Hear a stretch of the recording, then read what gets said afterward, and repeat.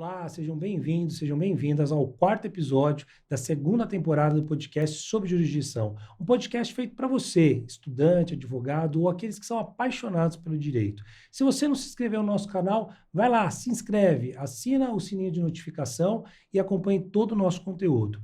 Hoje nós vamos falar sobre direito condominial. E para isso nós chamamos aqui um convidado muito especial, Dr. Paulo Rossi. Ele é especialista em direito imobiliário, foi assessor da Secof por 15 anos, atualmente assessor da ABIC e professor universitário. Muito obrigado por ter aceito o nosso convite para nós discutirmos um tema tão interessante e atual, né? Eu que agradeço a oportunidade, doutor Eduardo. Sempre é uma alegria, uma disposição falar sobre esse tema que é tão rico. Bom, vamos lá, vamos começar assim com uma pergunta que eu acho que abre o tema, né? Por que esse assunto tá tão em voga ultimamente? É um assunto aí da atualidade. Eu acho que o fator principal não é um só, mas o fator principal, inegavelmente, é o crescimento da malha urbana das cidades. A população brasileira cada vez mais é urbana.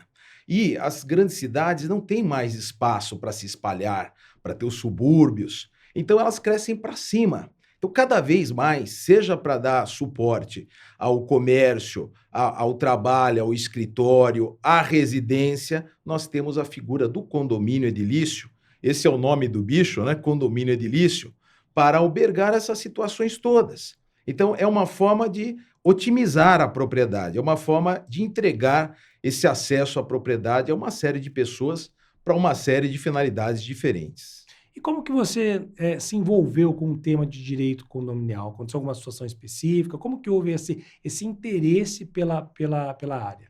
Quando eu conto a minha história para os alunos lá na faculdade, eu até digo que é interessante, porque desde o começo da minha trilha jurídica, desde estagiário, eu já entrei num escritório que tinha uma parte de imobiliário forte. Não era exatamente direito condominial, era de locações e parte de loteamentos, mas lá eu já vivenciei essa história. E depois de 2 anos de formado, eu fui parar no Secov São Paulo, que é um grande sindicato patronal, que acaba representando todo o leque do segmento imobiliário, e lá eu fui contratado para lidar com essas questões imobiliárias, não a área trabalhista e nem a sindical. Então eu fiquei durante 15 anos lá, recebendo, atendendo toda essa gama de situações, e agora, mais recentemente, eu passei para a BIC, sou assessor jurídico lá há alguns anos, e é uma entidade representativa do setor imobiliário, também reunindo imobiliárias e administradoras. Então, por um dever de ofício, né, eu sempre me envolvi com esse assunto, sempre tive que atender a essas dificuldades que são inúmeras, que surgem naturalmente, né? Porque ainda complementando a pergunta número 1, eu penso que o povo brasileiro ele está num momento de transição, de aprendizado, de como que é a vida em condomínio. Porque é uma forma de viver em comunidade. O condomínio é uma comunidade de proprietários e as pessoas aprendem isso com o tempo, não é instantâneo. O que consiste o direito condominial? Nós sabemos que o direito cada vez mais ele se enraiza, se aprofunda, há um detalhamento cada vez maior. Então, sim, é possível dizer que há um ramo que nasce do direito imobiliário e que lida especificamente com as questões jurídicas atinentes ao condomínio, condomínio edilício, e a figuras satélites, que não são exatamente o condomínio edilício, mas são algo muito próximo, muito parecido, como é o caso da multipropriedade imobiliária, como é o caso dos loteamentos de acesso controlado. Então, como nós analisamos, as cidades crescem, a demanda por terreno se satisfaz usando em boa parte os condomínios. E os problemas jurídicos também, eles vão se catapultar a partir daí, né? Então, nós temos uma série de questões já discutidas há muito tempo nos tribunais, já sedimentadas na boa doutrina, temos um crescente de bons autores se dedicando a esse assunto, muitas vezes até enunciando como título da obra direito condominial. Então, em termos simples, objetivos, é um derivativo do chamado direito imobiliário. Quando a gente pensa em condomínio, né, muitas pessoas até falam, não, eu jamais moraria num prédio, principalmente as que estão acostumados a morar em casa, justamente por conta disso, né, da questão de ter que socializar, ter que respeitar o direito do outro, conviver com opiniões que nem sempre são opiniões que você compartilha, mas que, por uma decisão de maioria, às vezes deve ser acatada, né? Qual é, assim, a maior demanda, que se tem no judiciário, nas relações de condomínio? São as brigas entre vizinhos? Porque o que a gente quando a gente pensa em condomínio, a gente pensa em desavença, né, e divergência de opiniões e briga. Vai além disso, né? Eu acredito que vá além dessas questões. Vai bem além, sim, mas eu sempre gosto de dizer o seguinte: sim, há uma imagem ruim do condomínio nesse sentido de que condomínio é problema, né? Equivale a problema. Mas eu retruco da seguinte forma: ora, se você optar por morar numa casa térrea sobradada, você também não vai enfrentar questões de vizinhança? Na família você não tem problemas com seus parentes? No escritório, na sua vida profissional? Então, onde há seres humanos, certamente surgem problemas, e no condomínio não seria diferente, com essa pitadinha de pimenta que é o povo brasileiro estar se aculturando, estar se habituando, aprendendo ao que é a vida em condomínio. Isso é uma mudança cultural. Isso não acontece do dia para a noite. Mas sim, sem sombra de dúvida, essa questão comportamental, né, os deveres e os direitos, que são muito bem regimentados na lei, nas normas internas do condomínio, são uma fonte de problemas e, por consequência, de ações judiciais. Mas eu diria que o problema número um maior, veja só, é a questão da inadimplência. Por quê? Porque o condomínio é uma entidade que precisa de uma administração para manter o seu bem-estar, a sua modernização, a sua funcionalidade. Então, o condômino ele é obrigado a contribuir com a sua cota à parte. Não tem como se negar a isso. E, para variar, é uma dívida que muitos relutam em pagar, ocasionam problemas. Então, nós temos um volume grande de ações de cobrança, de execuções voltadas ao crédito condominial. Eu acho que esse problema da inadimplência, para boa parte dos condomínios, é o problema número um. E aí, a reboque vem questões comportamentais. Nós temos ações, por exemplo, que falam mais especificamente sobre a gestão do condomínio, como é o caso de uma ação de exigência de contas, uma ação indenizatória direta. Então, nós temos uma série de situações que vão ser problemáticas, que vão causar atritos. E, claro, o advogado que atua nessa área, e aqui até fica uma dica para quem se interessar pelo assunto, o advogado ele atua muito no preventivo, no consultivo. Sabedor das dificuldades que o nosso judiciário acaba apresentando, esse advogado ele tenta dar melhor orientação, tenta apaziguar os ânimos, de toda forma para evitar que surja uma demanda judicial. E quando não for possível, aí paciência, vamos ao judiciário. Assim, a gente percebe que a maior parte dos condomínios, quando vê a figura do síndico, né, você falou, isso me chamou a atenção, a questão da prestação de contas, né? Só quem está nesse papel de síndico é que sabe o quanto é difícil você gerenciar um condomínio, né? E sempre o olhar do condômino vai ser, eu não sei para onde está indo esse dinheiro, né? O que está fazendo, por que aumentou o condomínio, e por muitas vezes ele sequer participa, né, das reuniões para saber sobre a deliberação. O advogado, né, fazendo esse trabalho preventivo, qual é o melhor cenário que ele traz para essa relação de síndico, de condômino, condomínio? O que você orientaria? Vamos lá. Nós temos que entender que essa figura do condomínio edilício, ele tem uma operação, funcionamento que é pautado na democracia. A comunidade ela se guia, se faz representar por princípios democráticos. Então o síndico não cai ali de paraquedas, ele é eleito pelos condôminos. Mas ele não é uma pessoa que tem um poder total, absoluto, blindado, muito pelo contrário. A própria lei menciona, o Código Civil, que há um conselho fiscal para acompanhar com maior proximidade a gestão dos síndicos. Aqui em São Paulo, realidade paulistana, cada vez mais nós vemos a presença de um auditor independente até, que é contratado para acompanhar a gestão do condomínio durante um largo período. Então, sendo um auditor independente, eles fornecem essa guia, essa informação a quem quiser, a todos os condôminos, e principalmente a gestão que é feita pelo síndico, para evitar problemas dessa ordem, né? Então, o que eu quero dizer é, o síndico, claro que ele arrecada em nome de todos, ele tem que fazer uma série de realizações, ele tem incumbências que a lei estabelece, mas ele vai prestar contas à Assembleia, essa é uma exigência da lei também, é uma forma solene dele prestar esses esclarecimentos, e é claro, a qualquer momento, todos os contratos, cifras, números que estiverem pendentes de aprovação, ele vai dar essa satisfação. Então, o advogado que trabalha nessa área, primeiro, se ele está do lado do condomínio, ele bem orienta para que o síndico tenha uma comunicação eficaz, para que ele tenha clareza, para que ele seja amplo nas explicações que ele tiver a dar sobre o assunto.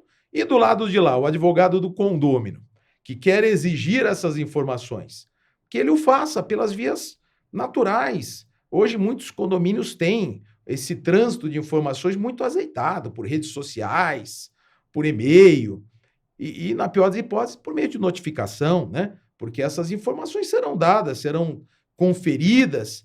Agora, o que é muito ruim, Eduardo, isso é inegável porque existe, é a pessoa apontar o dedo sem ter base alguma, sem ter analisado absolutamente nada, sem ter checado sequer se as contas já foram aprovadas. Pasme só, isso é comum. O sujeito chega no condomínio hoje, já aponta o dedo em riste, eu quero isso, eu quero aquilo, isso está suspeito, e ele nem se dá o trabalho de saber que aquilo já foi alvo de aprovação. Aquele é um assunto superado. Então é vergonhoso, né, esse tipo de comportamento. Em qual momento, assim, dentro da tua experiência, porque você disse que tem uma espécie de um consultor, um fiscal aí para poder ajudar nessas questões. E pelo que eu entendi, isso é contratado pelo próprio condomínio, né? Justamente para ter a transparência. Mas a gente sabe também que existem alguns casos que é necessário um síndico profissional, né? E alguns condomínios a coisa perde tanto, sai tanto do trilho que é necessário a presença de um síndico profissional. Na sua experiência, em qual momento isso acontece? Em qual momento isso se faz necessário? Vamos lá. O que a lei exige é que nós tenhamos essa estrutura. O síndico é o órgão executivo, o conselho fiscal é um órgão fiscalizador, né? Que são geralmente condôminos que são eleitos. Mas, ainda que não seja obrigatório, se tornou muito comum no nosso meio a contratação dessa empresa de auditoria, que é uma empresa independente. Então, ela não se submete nem a síndico, nem a conselho, ela faz o trabalho dela de maneira neutra, de maneira muito técnica, porque são especialistas.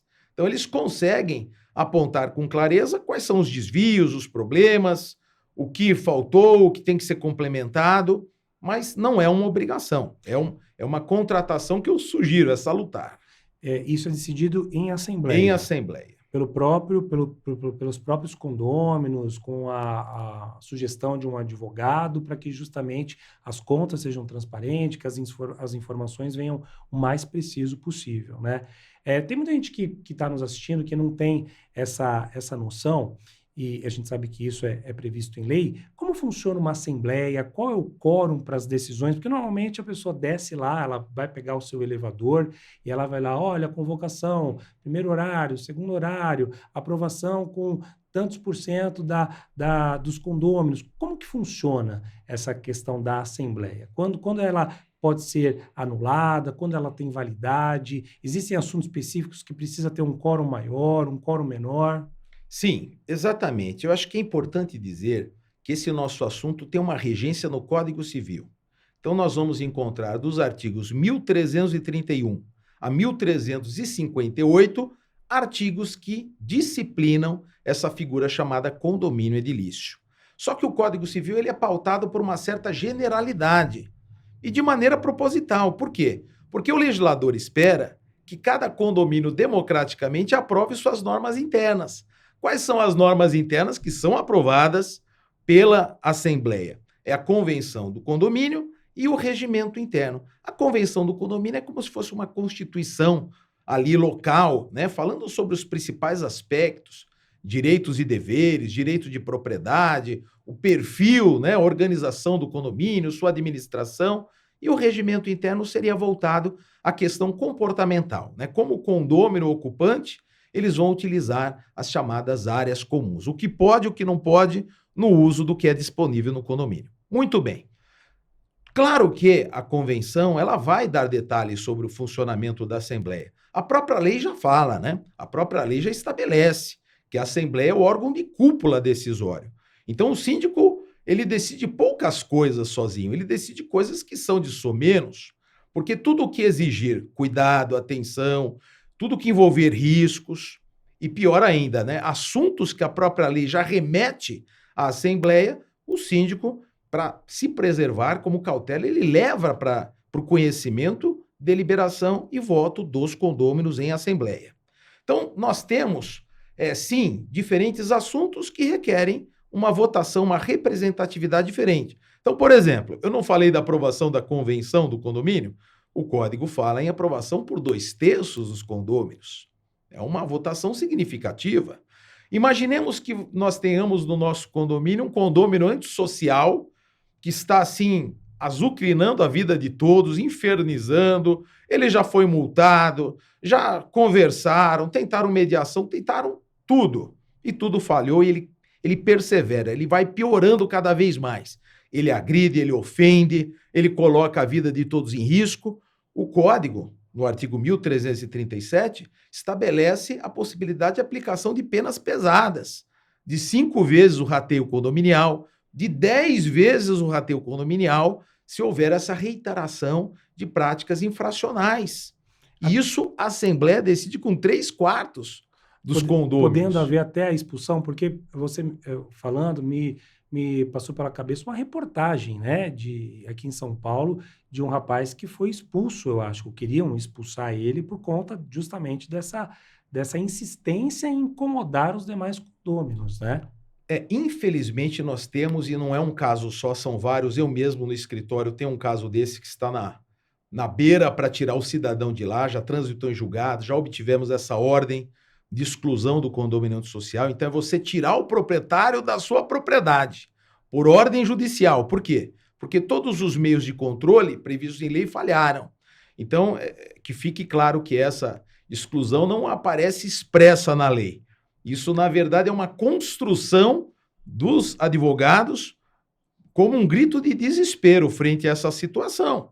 Porque se o judiciário não interferir, isso pode até acabar muito ruim, em morte, em agressões, né? Mas eu dei esse exemplo para mencionar o que está na lei, que a lei fala de aplicação de pesadas multas, 5 vezes o rateio, 10 vezes. Ela exige 3/4 dos condôminos para aprovação dessas penalidades, né? Então, sim, nós vamos encontrar na lei um leque de situações que exigem esse cuidado, de nós termos a representatividade, e de outro, não havendo nada na lei, não havendo nada na convenção, significa que nós votamos, decidimos pelo quórum de praxe. Qual é o quórum de praxe? Maioria simples dos presentes. Então, a maioria dos condôminos que comparecerem na Assembleia acabam decidindo os vários assuntos, desde que eles não exijam votação qualificada. E lembrando, votação qualificada ou decorre de expressa menção da lei ou do texto da convenção. Ok. No começo que nossa conversa, você trouxe que a sociedade está se adaptando, né, a essa construção nova que a gente tem, das pessoas cada vez mais prédios, cada vez mais condomínios. A legislação também, a cada dia, tem que se adaptar, porque são novos casos, novas situações que se apresentam à frente da sociedade. Quais as principais mudanças nas normas legais em relação dentro de uma linha cronológica, o que nós tínhamos quando nós tínhamos menos construções edilícias, né, ao momento atual que nós nos encontramos? A linha histórica desse assunto é muito interessante, porque lembrando, o Código Civil anterior ao atual, o famoso Código Bevilacqua de 17, não falou nada sobre a figura do condomínio edilício, falou apenas do condomínio tradicional. Mas não demorou tanto tempo assim, em 28, o Brasil foi o 4º país do mundo a tratar em lei sobre o assunto. Então ele trouxe, por meio de um decreto-lei, que na época tinha força de lei, um tratamento bem assim, esmaecido do assunto. Em 64, foi editada a famosa Lei 4591/64, chamado Projeto Caio Mário da Silva Pereira, uma lei que funcionou e funcionou muito bem por muito tempo. Então, os 28 artigos inaugurais falavam sobre o condomínio em edificações. Isso foi até quando? Foi até 2002, com a entrada em vigor do atual Código Civil, quando o assunto foi trazido para o bojo do Código Civil. E até aí surgiu já uma discussão, uma polêmica. Se a lei de 64 continuaria de pé, porque não houve expressa menção de revogação pelo Código Civil, né? Então, entende-se de maneira majoritária que o Código Civil passou, então, a ser a lei que trata de condomínios. A lei de 64 continua a ter aplicação num outro assunto que ela cuida, que é a incorporação imobiliária. Então, de 2002 para cá, o Código entrou em vigor em 2003, é no Código Civil que nós encontramos essa base legal. Só que nós já tivemos várias modificações de lá para cá. As mais recentes, só para citarmos, em 2017, Lei da REURB. A Lei da REURB acabou consolidando uma série de propostas e ideias que já existiam na prática. Então, legitimou o direito real de laje, que tem uma faceta condominial nessa história, legitimou o loteamento de acesso controlado. Nós tivemos depois, em 2018, a lei que reconheceu a multipropriedade imobiliária, e boa parte dela vai se dar no ambiente do condomínio edilício. Mais recentemente, em 2022, nós tivemos duas grandes novidades na parte de condomínio. Tivemos uma lei que facilitou a questão do quórum para aprovação de melhorias, de mudanças em áreas comuns, e nós tivemos a legitimação da Assembleia no formato eletrônico, algo que nós herdamos na época da pandemia, né? Porque tudo migrou para o eletrônico e as assembleias também, e agora o próprio Código Civil fala do assunto. Tivemos também a previsão sobre a Assembleia em sessão permanente. Só que, Eduardo, é o que eu falo para os alunos, no direito, nós não vamos morrer de monotonia, né? Porque a todo instante temos mudanças. E agora, a grande mudança que se discute, que se espera, é a reforma do Código Civil. E essa reforma, quais são as expectativas de mudança? O que se discute nela? De um modo geral, nós temos aí a expectativa de metade dos artigos do Código Civil sofrerem modificações. E lembrando, um código que nessa toada histórica já teve 50 outras modificações já feitas, né? Na parte de condomínio, nós teremos grandes novidades, mas que, de um modo geral, são benéficas, são boas, porque vêm a consolidar o que já é discutido em julgados, né? O que já é pensado sobre o assunto. Então, por exemplo, apenas para citar alguns pontos principais, vai se conceder ao condomínio a possibilidade dele se tornar uma pessoa jurídica, porque hoje, tecnicamente, ele não é. Apesar dele ter empregados, fazer contratos, ter CNPJ, o condomínio é um ente sem personalidade, é um ente despersonificado. Então, ele vai passar a poder ter a personalidade jurídica. A questão do condomínio antissocial, a exclusão, isso vai ser previsto em lei. Então, claro, numa caminhada em que você exaure, esgote tudo o que for possível realizar antes, em termos de multas, controles, o final dessa linha termos na lei a possibilidade de exclusão do condomínio antissocial, algo que nasceu na jurisprudência. Nós vamos ter também novos deveres estampados, novos direitos. Vamos ter aí, de uma maneira mais detalhada, especificada a responsabilidade do adquirente da unidade autônoma por débitos pré-existentes. Então, se fala ali da questão do cessionário, do devedor fiduciário. Então, nós temos uma clareza maior numa série de assuntos. E me parece que o tema mais polêmico que esse projeto vai suscitar, que é um projeto que nasceu esse ano lá no âmbito do Senado Federal, é a inclusão da proibição da chamada hospedagem atípica, que nada mais é que a oferta das unidades por meio de aplicativos, que são vários, não vou fazer propaganda de nenhum aqui, mas o condômino passa a disponibilizar o que é seu via aplicativo, com uma ampla liberdade, e isso vem causando uma série de problemas, e já chegou até o STJ. E o STJ se posicionou a favor da possibilidade de restrição desses aplicativos, porque é uma novidade no mundo do direito. Não é nem uma hospedagem típica, que um hotel faz, por exemplo, mas também não é locação por temporada da lei do inquilinato. Então, que bicho é esse? É uma hospedagem atípica e é assim que a lei agora vai tratar. E que tem dado muita confusão em alguns condomínios, né? Porque como não Muitos. tem algo definido, apesar de alguns entendimentos, mas eu digo, nós não temos uma legislação que fale de forma clara sobre isso, os condomínios normalmente, quando eles proíbem alegando uma questão de segurança, né? Da falta de segurança, né? Desse entra e sai de pessoas que não são pessoas habituais, né? Do controle disso tudo. Então, assim, também entendo que se faz necessário regulamentar, porque nós estamos indo uma evolução, né, numa mudança comportamental, que hoje nós temos até aplicativos que é troca de casa. Eu vou para minha casa, você vai para sua casa, né? Então, assim, como vai ficar isso frente à prática, né?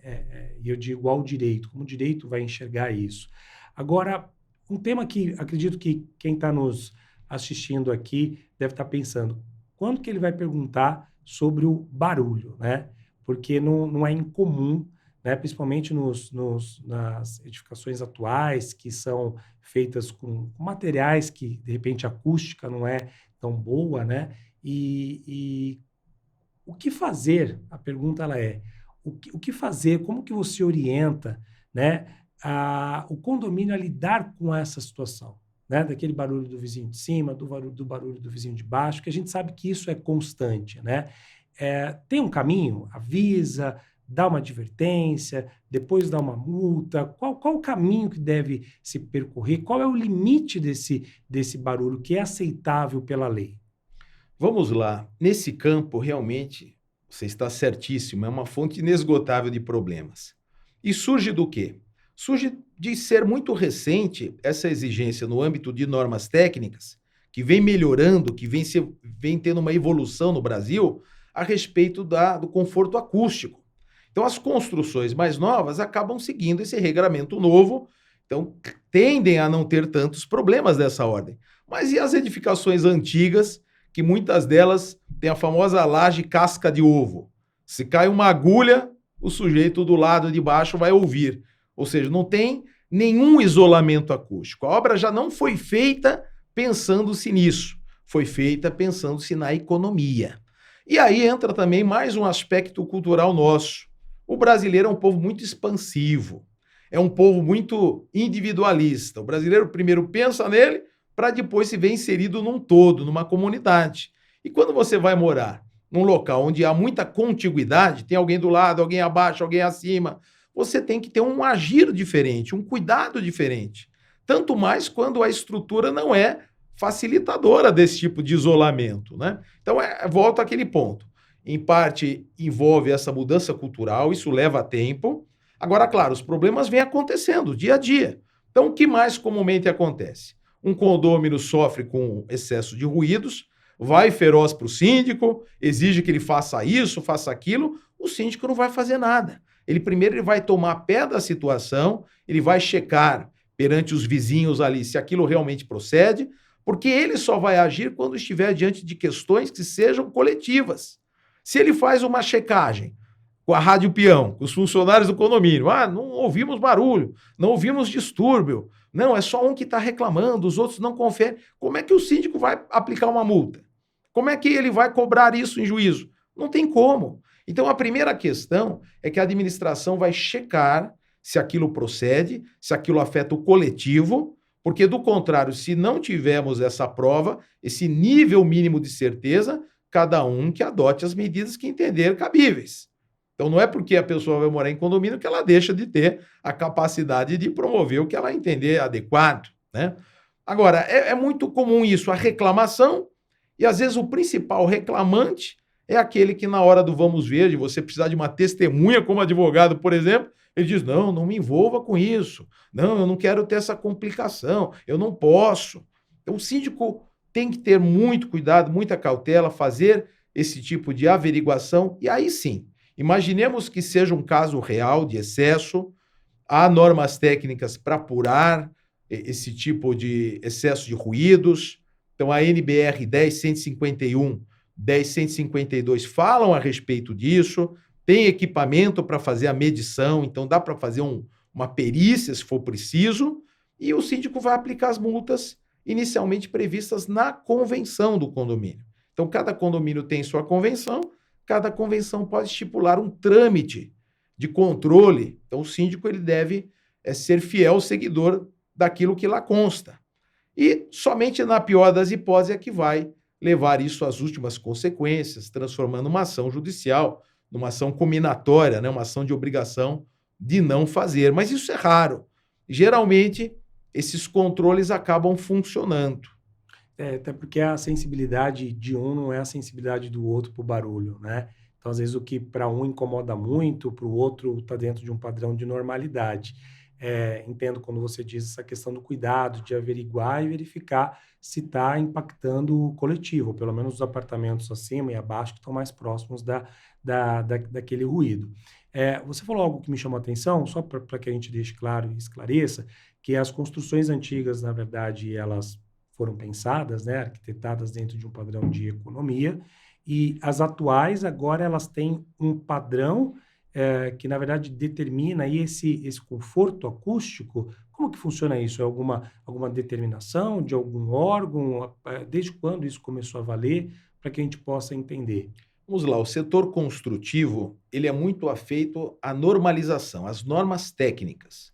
Então, a ABNT ela acaba colhendo do que existe mundo afora, acompanhar o estado da arte, acompanhar essa evolução, né, do aspecto técnico. Então, nós temos, desde 2015, aqui no Brasil, as chamadas normas de desempenho, que na verdade, é um conjunto de assuntos.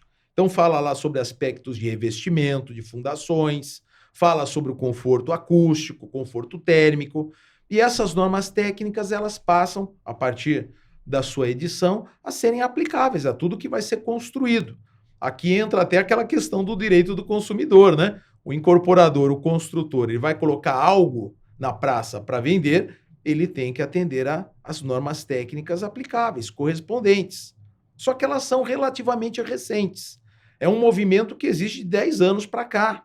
E vai num crescente, claro, sempre atento também às nossas possibilidades econômicas, né? Porque não dá para botar a parte técnica num patamar que não seja passível de execução, de operação. Mas sim, há uma preocupação cada vez maior para que as edificações sejam ecológicas, para que elas sejam econômicas, para que haja o conforto térmico, acústico, e a linha de evolução é nesse sentido. O problema é que, com relação às antigas, há possibilidade de adaptação. Então, imagine uma unidade antiga que não dispõe de absolutamente nada de isolamento acústico. Isso pode ser resolvido, mas tem um custo que costuma ser muito alto. Então, quando a edificação ela já é projetada pensando nesse aspecto, o custo é bem menor, né? O preventivo, em termos gerais, acaba sendo muito mais negócio do que você tentar remediar depois. E essas normas que vêm dos últimos 10 anos, ela vai de encontro justamente com o cenário que a gente tem de reclamações, de intolerâncias, ou não? Ou existe um padrão de conforto acústico que deve ser respeitado independentemente de qualquer situação que venha a ocorrer quanto a ruídos, barulhos? São padrões que no mundo inteiro passam a ser adotados. O grande referencial das nossas normas técnicas acaba sendo o que acontece lá na Europa, nos Estados Unidos, né? Então, sim, há um critério para que passa a ser, vamos dizer, seguido por todos, atendido por todos, conforme a técnica ela acaba evoluindo, né? E no Brasil, evidentemente que quem tem mais dinheiro acaba tendo um conforto muito maior. Eu me recordo até de uma matéria daquelas de domingo da Folha de São Paulo, Caderno de Imóveis. Nem sei se ainda tem esse caderno, porque os jornais acabaram eliminando uma série de partes, mas não é muito antiga, coisa de alguns anos atrás, que a manchete era a seguinte: qual é o fator número 1 para a escolha de um imóvel aqui em São Paulo? Era justamente o isolamento acústico. Era a paz não tem preço, e aí mostrava até que algumas incorporadoras construtoras usavam isso como um fator de marketing para atrair interessados e, claro, demonstrando que aquilo era real, né? Que aquela unidade ia ter um conforto diferenciado. Bom, estamos aqui falando de ruídos, né? Mas eu acredito que existam outras questões também aí, além da inadimplência, além do ruído, que versam sobre esse universo, né? Você poderia trazer alguns exemplos aí de questões que chegam a você como advogado? Vamos lá. A primeira que me ocorre é a chamada alteração da fachada. Então, cada condomínio tem o seu perfil estético arquitetônico e o condômino ele está proibido de fazer alterações, porque isso acaba tornando o aspecto feio, acaba desvalorizando.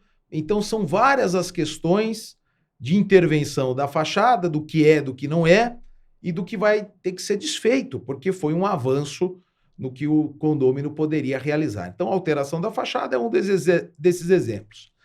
Alterações como reformas, obras, inovações na própria unidade pelo condômino também. Como a estrutura é a mesma, ele pode realizar essas modificações até um certo limite, porque do contrário ele pode colocar toda a estrutura sob risco, né? E nós tivemos situações reais lá no Rio de Janeiro, em São Bernardo, em que mudanças mal feitas ocasionaram o desmoronamento da edificação toda, né? Isso não é imaginário, isso é real. Outro problema, animais nos condomínios. Cada vez mais nós temos animais em condomínios e isso acaba também trazendo uma série de problemas. Então, o ideal é que o próprio condomínio tenha nas suas normas internas regras sobre o porte responsável de animais, sua condução, a depender do tipo do animal, sua raça, que ele use focinheira, coleira, né? Então, são coisas básicas, mas que no dia a dia acabam trazendo uma série de dúvidas, problemas. Crianças em condomínio também muitas vezes acontecem. Nós temos uma convivência que é completamente heterodoxa. Casais sem crianças, casais com crianças. Crianças que muitas vezes não sabem se comportar, que realizam atos ruidosos. Então, voltamos à estaca zero. Essas questões todas comportamentais, em boa parte, derivam da questão educacional, de nós pensarmos em nós, no nosso bem-estar, no nosso bem-querer, no nosso dia a dia, mas pensarmos que estamos inseridos num todo. E aquilo que eu fizer, talvez, atinja o condômino de baixo, de cima, a comunidade como um todo, né? Então, são várias as questões. Eu poderia falar sobre garagem também. São vários os problemas que decorrem da garagem, o uso de áreas comuns, se no seu condomínio tem lá uma sauna, se tem um salão de ginástica, as crianças podem ir lá brincar, podem usar, não podem, piscina, uma série de situações que acabam surgindo dessa convivência numa comunidade. Estamos acabando aqui o nosso tempo do podcast, mas eu não poderia deixar de falar um pouquinho sobre a questão do administrador, né? Como que é essa figura na prática? O administrador de condomínios não é uma figura obrigatória, mas se tornou obrigatório na prática. Por quê? Porque muito dificilmente alguém, seja ele síndico externo, né, profissional, ou seja um síndico orgânico interno, ele vai lidar com tudo sozinho. Então os condomínios acabam contratando empresas que são especialistas no segmento de administração condominial e acabam dando esse enorme suporte para que a vida em condomínio flua com segurança, de maneira controlada, respeitando a todas as exigências, que como nós vimos aqui são muitas. Então essa figura do administrador de condomínios é uma especialidade que não é de agora, é antiga. Eu faço parte da associação que reúne essas empresas e, na prática, eles são como figuras obrigatórias em qualquer condomínio, em qualquer gestão condominial. Nós percebemos aqui nessa aula que você trouxe, né, que tudo seria mais simples se, na verdade, nós nos colocássemos no lugar do outro, né? Então, assim, pensássemos que é onde começa o meu direito, onde acaba o do outro, e vivêssemos em harmonia. Pena que nem todo mundo tem essa tolerância, que nem todo mundo tem essa consciência, e isso acaba abarrotando de uma certa forma, o Poder Judiciário, com questões que poderiam ser resolvidas de uma outra forma, né? Talvez ainda leve alguns anos para que as pessoas possam entender o que é, de fato, na verdade, viver em condomínio. Gostaria de agradecer muito aí a aula que você deu sobre condomínio, deixar suas redes sociais para quem quiser acompanhar, na verdade, o seu trabalho. Lá nas redes sociais eu estou no Instagram, JPRP12_. E eu agradeço essa oportunidade, passou muito rápido, foi uma alegria estar aqui. Muito obrigado. Eu que agradeço. É isso aí, pessoal. Estamos finalizando o 4º episódio da 3ª temporada do podcast sobre jurisdição. Vejo vocês no próximo episódio.